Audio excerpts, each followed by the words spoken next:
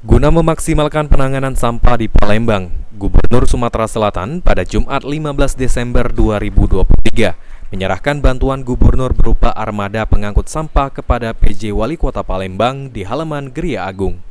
Dalam sambutannya, PJ Gubernur Sumatera Selatan Agus Fatoni berharap melalui bantuan ini dapat membantu dalam mengatasi masalah sampah di Sumatera Selatan, mengingat Kota Palembang adalah penyumbang sampah terbanyak di Sumatera Selatan karena jumlah penduduk dan aktivitasnya yang paling padat.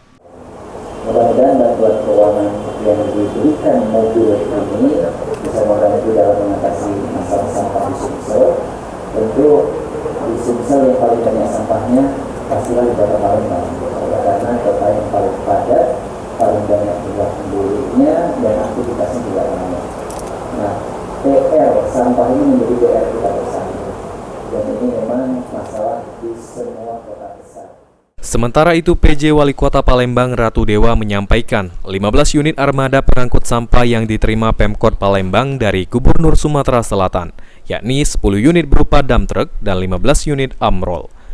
Diharapkan bantuan ini dapat membantu dalam mengatasi permasalahan sampah di Palembang yang mencapai 1.200 ton per harinya, mengingat saat ini jumlah armada pengangkut sampah di Palembang belum ideal.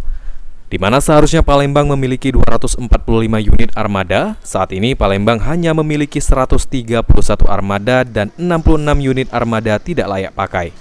Berjumlah 15, 10 dump truck dan 5 amrol.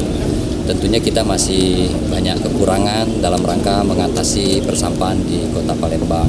Idealnya tadi memang di angka 245 mobil, tetapi kita baru punya 131, tetapi 66 yang tidak layak pakai.